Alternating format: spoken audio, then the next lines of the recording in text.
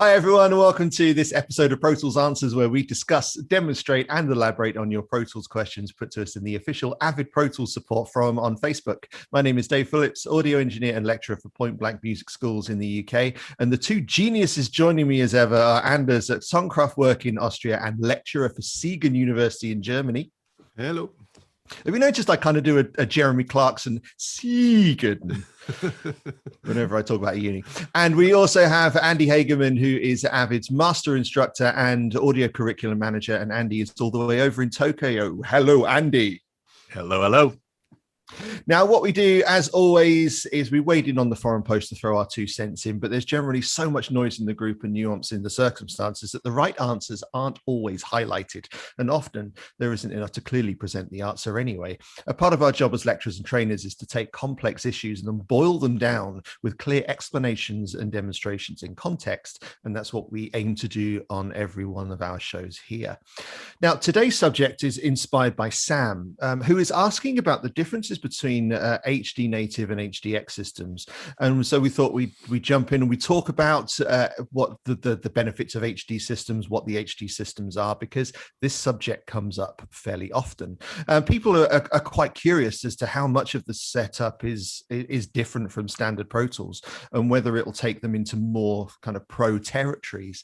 So I think it's kind of understandable confusion, really, because Pro Tools is really the only mainstream DAW that has multiple configuration options. And in fact, one of the first things that Anders said when we logged on for the call today was, wow, we have a lot of options.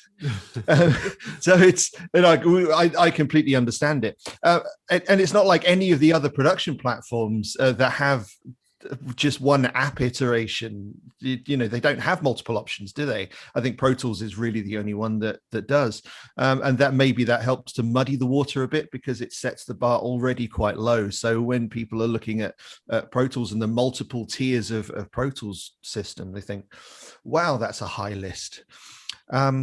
Now, each of these can power everything from a small bedroom studio all the way up to a multi-room music facility like Abbey Road and post houses like Skywalker Sound. But through the conversations, I get the impression that not a lot of users are truly aware of the scale of Pro Tools application or integration into the audio production across games, movies, and TV, as well as music. So I think that's where a lot of that kind of confusion comes in. So let's have a conversation about it today.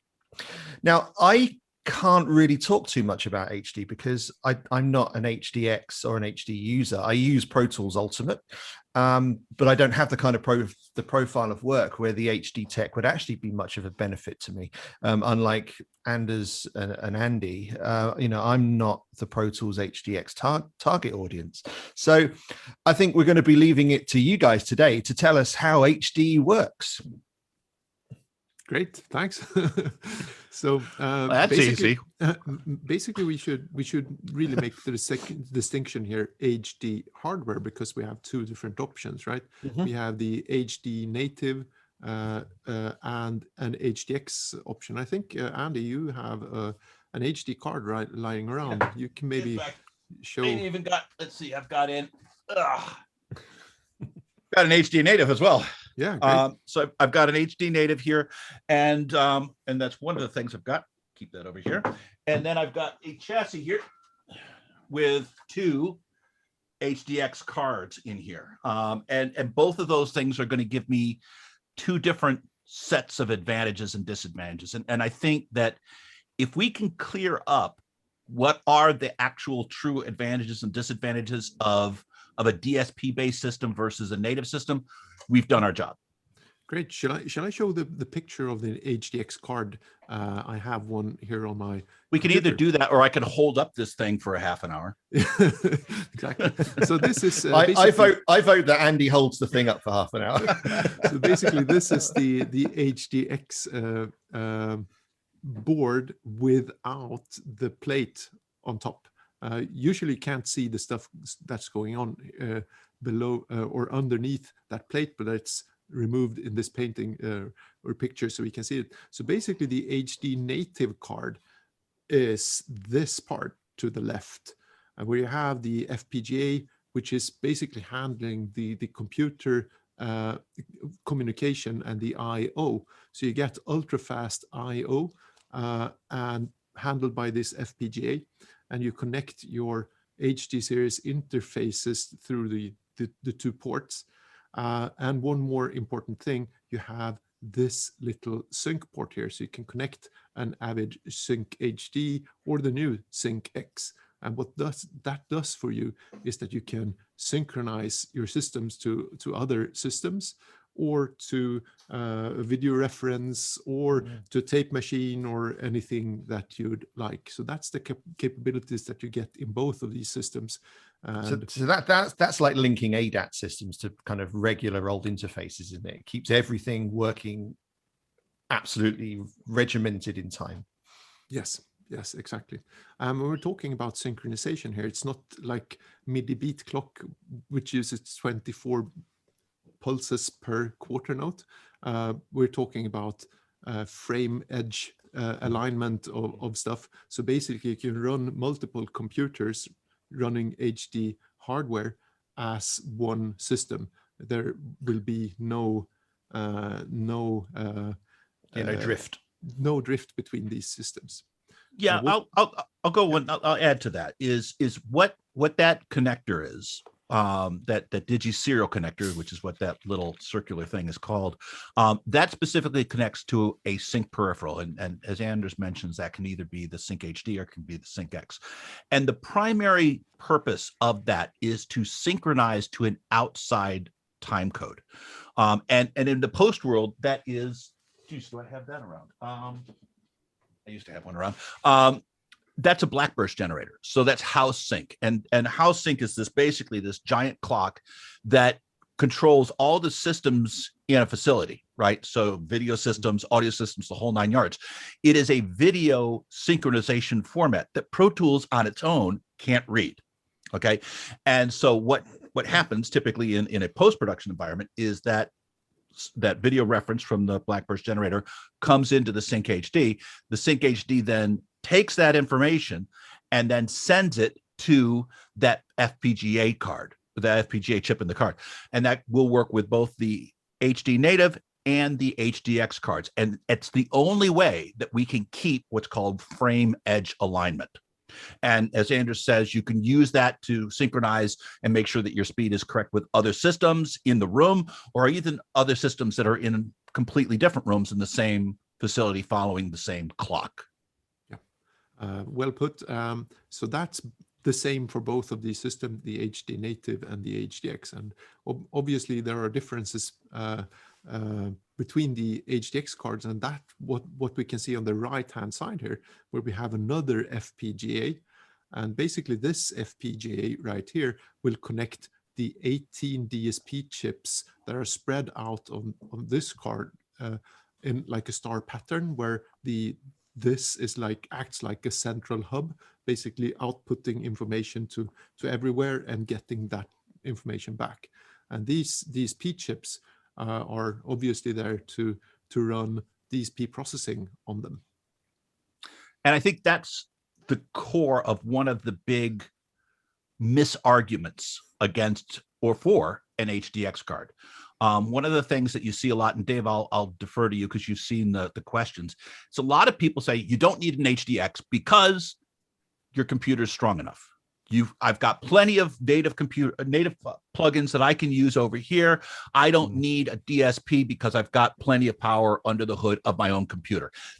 That may be true, but it kind of misses, to me, one of the big points of an HDX card. And that's not so that you have more plug-in power. Plug-in power is great. And do you have more plug-in power? Yes, you do. But the other thing that lives on those 18 DSP chips is the mix engine.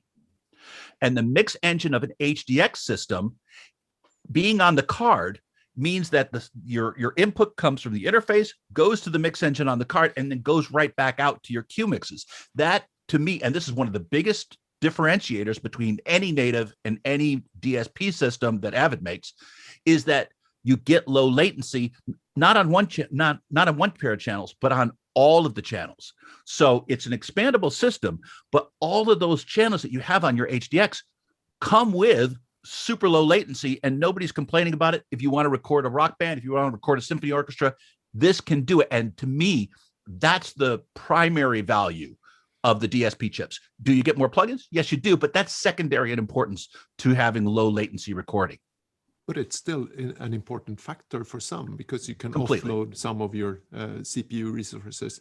But as you say, as computers are getting more and more powerful, you're probably getting computing power in abundance if you're running a new Mac Pro or something.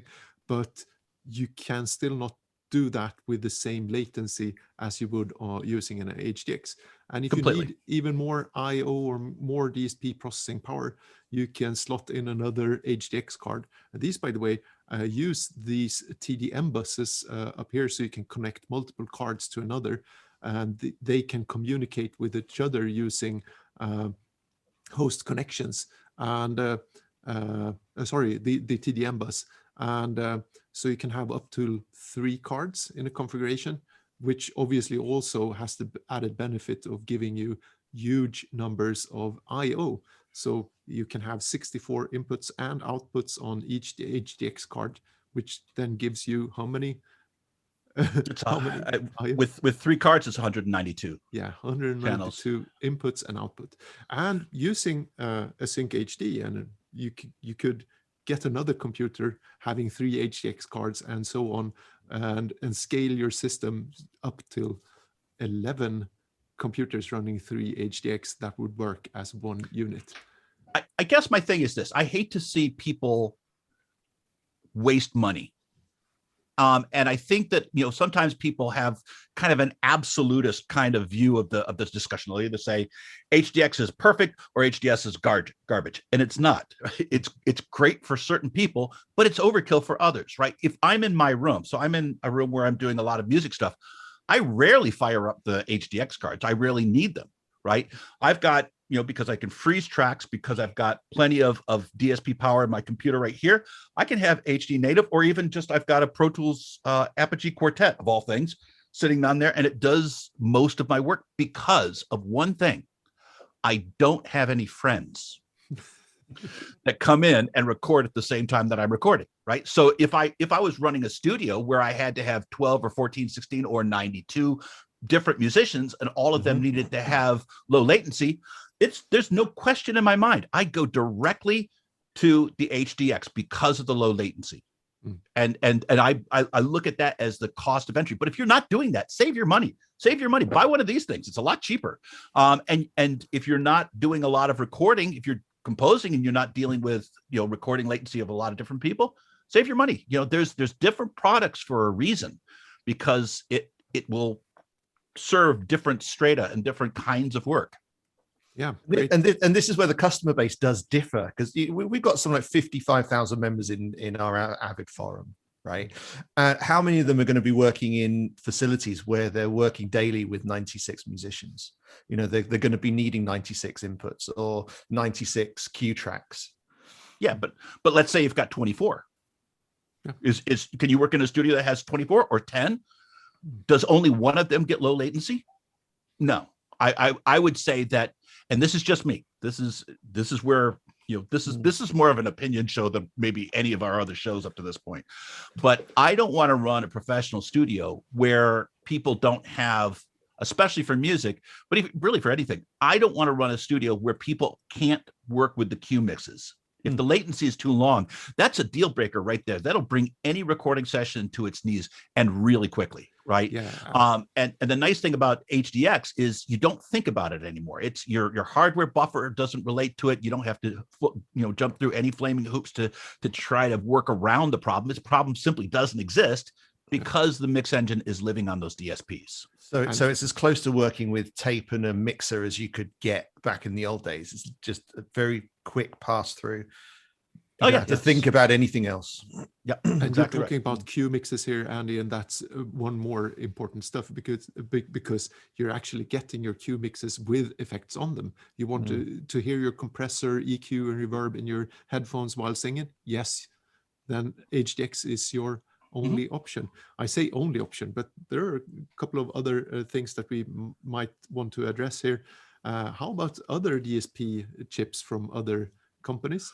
Well, that's one of the common things, is why would we need to spend this much money on an HDX system when we couldn't achieve the same thing with UAD?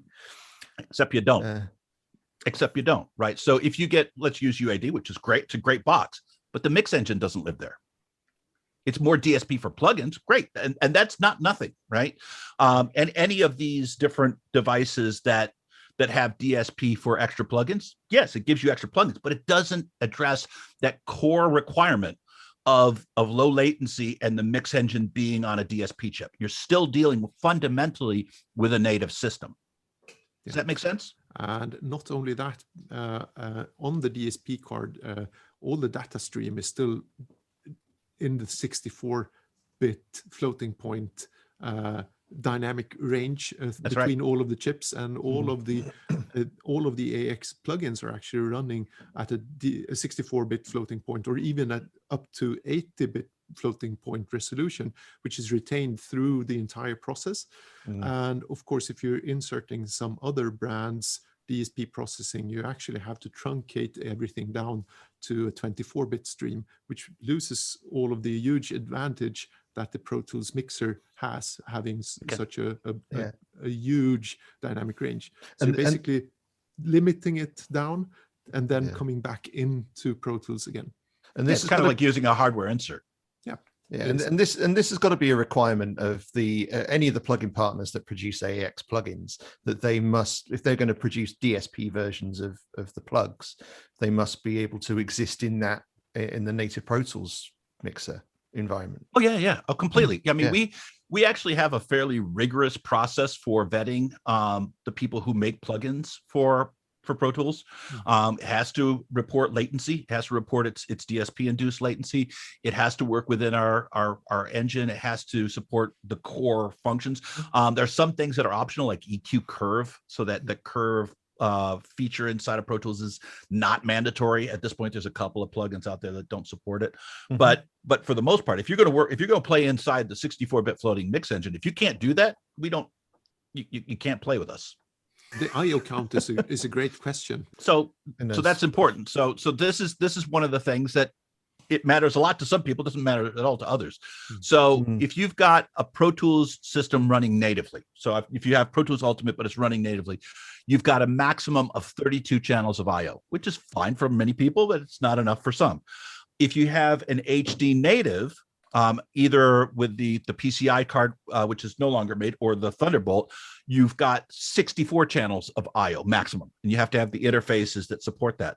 With the HDX, if you have 3 cards, for example, that's going to give you 192, which is probably way outside the range of your normal, studio recording.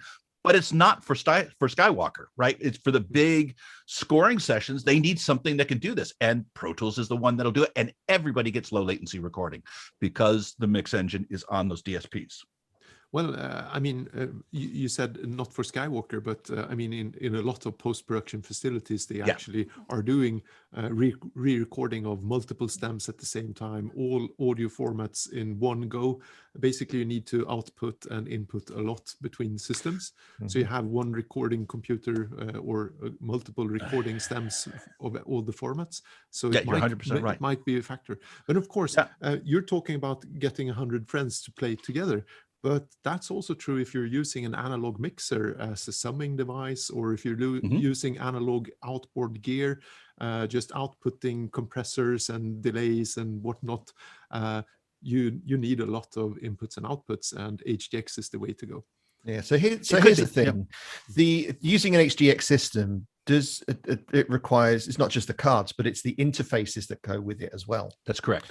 So the various configurations of HD interface, how do those compare to something of a relative value? Well, I mean, I think beauty is in the eye of the beholder. For me, I've always liked the HDIO, which was a massive improvement over the 192 in terms of clocking. And the Omni was kind of in the same ballpark, and I was completely happy. But I didn't know what I was missing until I heard the Matrix. And the Matrix sounds absolutely glorious. It is a fantastic interface, in the Matrix Studio, similarly fantastic. And again, a lot of that is because its clocking is so good and the convergence are just so sweet. And those will interface with either, the HD native or with HDX. And really at that point, if you want to use those interfaces, and many do, right? Your real question is, how much do I need low latency on all the channels, number one? And number two, do I need the DSP for extra plugins? And like I said, you can prioritize those any way you want. To me, you know, because I can commit tracks and I can freeze tracks and I can do that stuff, I rely on, I worry a lot less about, you know, plugin processing than I ever used to, right? But, you know, you may get into a big session where you've got tons of tracks and you're running out of CPU bar. That's completely possible. And HDX will help that. Anders, do you use the HD interfaces daily? Yeah. You're talking about the interfaces now. My main rig is an HDX system with the Omni as my main interface. And I have a couple of old 192s. They are not officially supported anymore, but they work.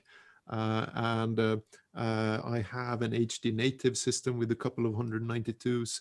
And yeah, I basically have a lot of different. You've got a lot of 192s there. Yeah, I do. I think I have 10 of them. Nice. Every time he gets a new certification, he gets a new HD. No, but I think Andy's totally right here. I mean, the old 192s, they're excellent value for the money. You can buy them ridiculously cheap on eBay right now. They still work and they sound amazing for that money.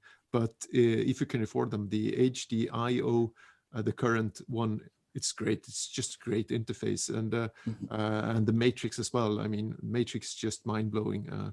The small format and also the way it sounds. You know, this is a nutty thing about the old school HD stuff. At what point did it start? Did that stuff stop working with newer versions? Was it 11? Was 10 the last version that we could use the old 192s with the blue? No, blue you units? can still use them. You mean the TDM cards? You mean? I'm just talking about support. Yeah, they're not officially supported, but anecdotally, I haven't heard any real bad news about them. Okay, because you can pick those, as Anders said, you can pick them up really cheaply. You can pick the old HD cards up really cheap. Oh, there's a difference there, Dave, and that's something we really need to address here. The old TDM cards is a whole other story.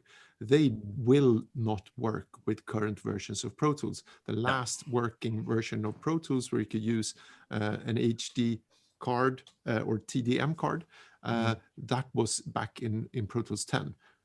Since Pro Tools 11, you cannot use the TDM cards anymore.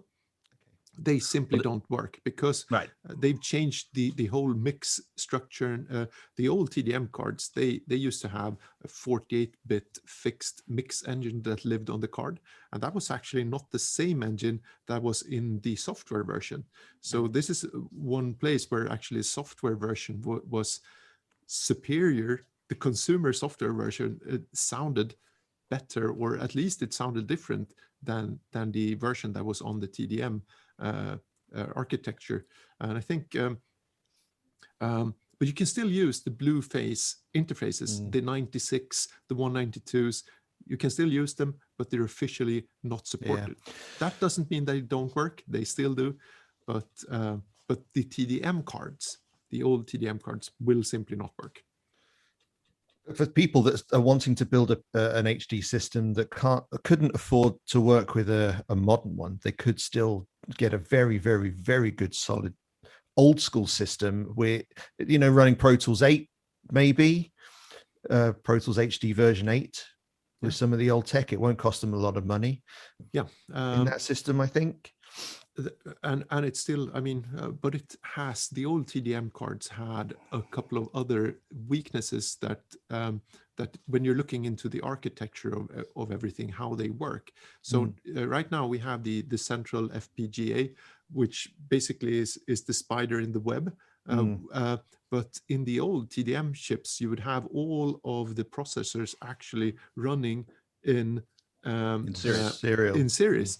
And because of the DSP processor was kind of high bit rate, but the connection between them were at a lower bit rate. So you actually have to dither and truncate the data stream between all of these DSP chips. So it actually, because of the dithering, you would insert some minor like noise between all of these chips. So you would actually degrade the sound.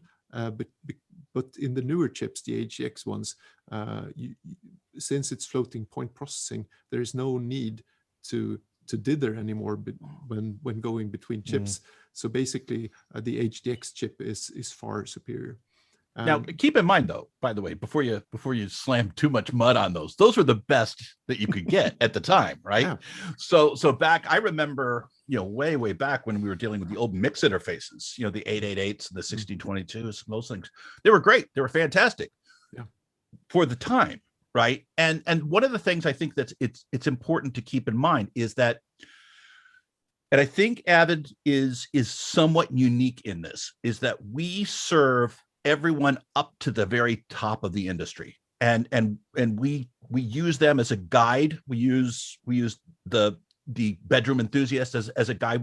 There's a whole bunch of different places where we get our guidance from, but part of the places where we get the guidance from is the big facilities, and they demand higher resolution, they demand more track count, they demand lower latency, they demand all those things, and you can't do it without relying on DSP. And that's where we're trying to keep that game going, and keep improving and expanding what we're doing. And to that point, one of the big expansions that we're doing is the new Carbon interface. I was about to bring that up. All right. And the Carbon is kind of the best of both worlds. And it's very cool. And there's going to be more about that mix engine that's coming out sometime in the relatively near future. But what the Carbon mix engine does is it's an interface that has DSP chips on it. And what you can do is you can either use those DSP chips or you can use a native engine. That means we have two mix engines happening at the same time. My God, is that cool? Yeah. And that means that you can get low latency. You can use all the power of your computer at the same time. You don't have to choose one or the other. And this is going to have knockdown effects with a lot of other products, right? Just starting with the Carbon. And I think that this is going to be the place where we're changing the way that things are done going forward. Yeah, fantastic, Andy, and you're telling this also. At this point, maybe we should explain the FPGA. We've mentioned this acronym quite a lot now. It's Field Programmable Gate Array, and this is the field programmable part. Basically, is that you can update the chip. You can insert new software into it, which basically can transform the HDX card, or you can add new features to it. Yeah. And that's the fantastic part. It grows with you in time. So it's basically anything you want it to be, anything that you program it to be. Well, it's better than that. You don't program it, right? You don't touch it. Yeah. And in fact, a lot of customers, I don't mean you as the user. I mean a developer. Yeah. Right. Making a product. Well, the developer, it's Avid, right? So we're the only ones that touch it, and the upgrading of that FPGA chip happens stealthily enough that most people have upgraded their FPGA chips but never known that they did it. Yeah. So when you and we don't do this super often, but when we do it, it's surreptitious.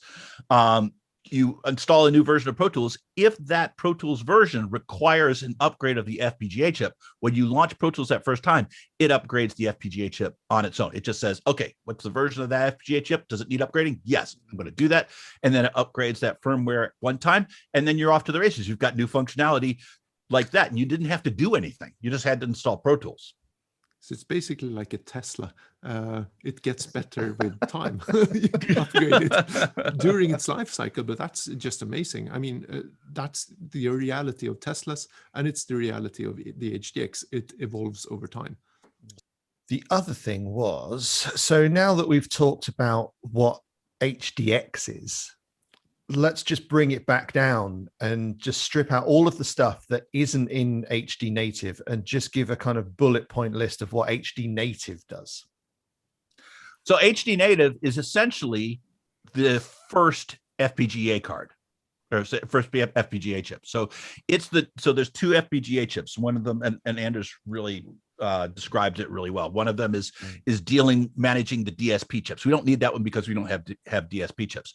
But that FPGA for intercard communication and I/O handling, we don't need it for intercard communication, but we do need it for I/O handling. Okay, and that one allows you to connect to DigiLink Mini interfaces like the Avid interfaces, including some other third parties as well, and the matrices and all those. And then the the Digi serial connector that is going to go to the Sync HD or the Sync X. So for synchronization and to connect to the Avid interfaces and to up your I/O count a little bit. So without an HD native system, you've got 32 channels of I/O, which I said before. This is going to give me 64 channels of I/O, and that's a breakpoint for a lot of facilities, right? So 32 might be just not quite enough for a big facility that's doing a lot of miking, drum kits, and all that. 32 is just not going to do it.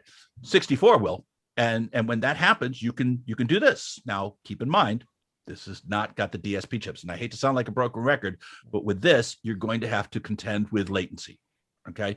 With the HDX cards, you don't. And like I said, to me, that's very, very important. Yeah, because the HD native is still, the computer is still controlling everything. That's correct. The computer, the CPU inside your Mac or your Windows is still controlling the whole thing. Whereas with HDX, it's all shipped off. The DSPs and the FPGAs doing everything else. The computer is just driving your operating system, really.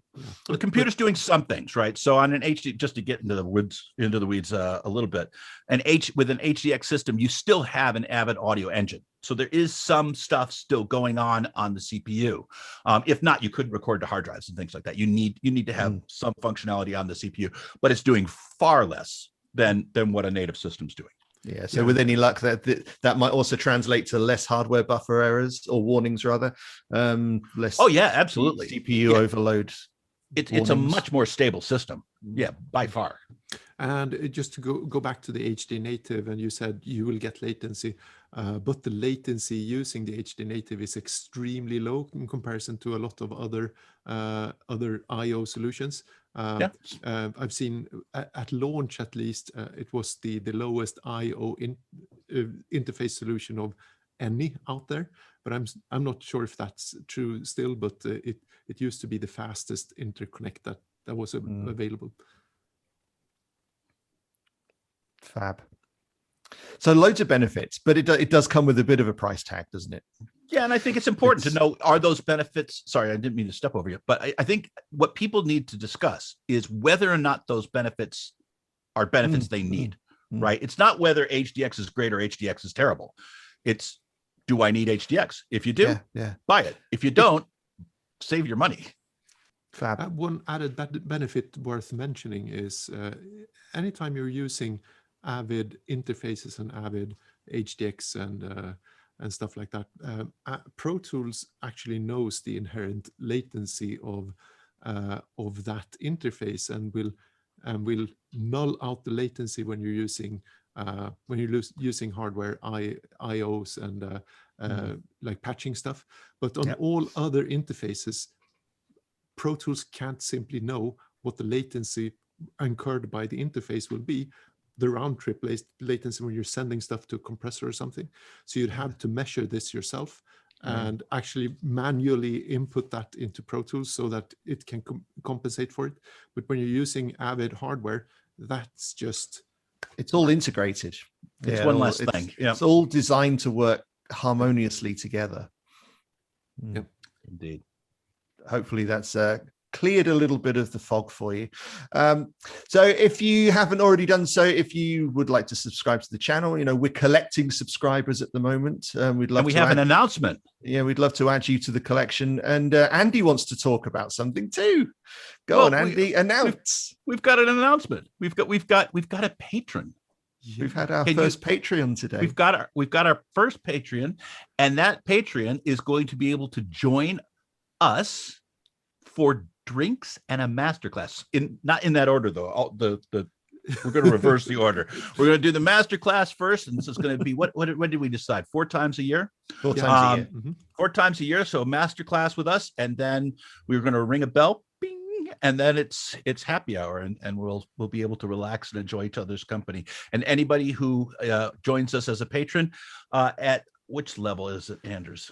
You have to check out our Patreon. Check out our Patreon. Patreon.com/Pro Tools Answers. Outstanding. Awesome. Yeah. So And but I will say this. We're here to do this because primarily we love doing it. And we're not going to take sponsors' money. We want to work for you, the people who are listening to us right now. And so if you can help us out, that is great. If you can't, that's fine too. We're still working for you. But it is nice to see that we're starting to build a community and getting some support and getting some visibility. And yeah, things are moving great. I'm happy. Yeah, great start to the week. So yeah, head over to our Patreon page. Just have a look at what each of those tiers are going to benefit you. Hopefully, you might find it within yourself to toss us a few bucks here and there, and hopefully join us. Go on, Andy. And you can get to that Patreon link from Pro Tools Answers, one word.com. Yeah, and then there's a support button at the top. So if you haven't done so already, please hit the like button on the video, hit subscribe on the video. As Andy said, head over to protoolsanswers.com. You can subscribe to us over there as well. And we will look forward to seeing you at the next one. So all leaves me to say is thank you as ever to Anders. Thank you. Thank you as ever to Andy. You bet. You silver-tongued devil. My name is Dave. This is Pro Tools Answers, and we're out.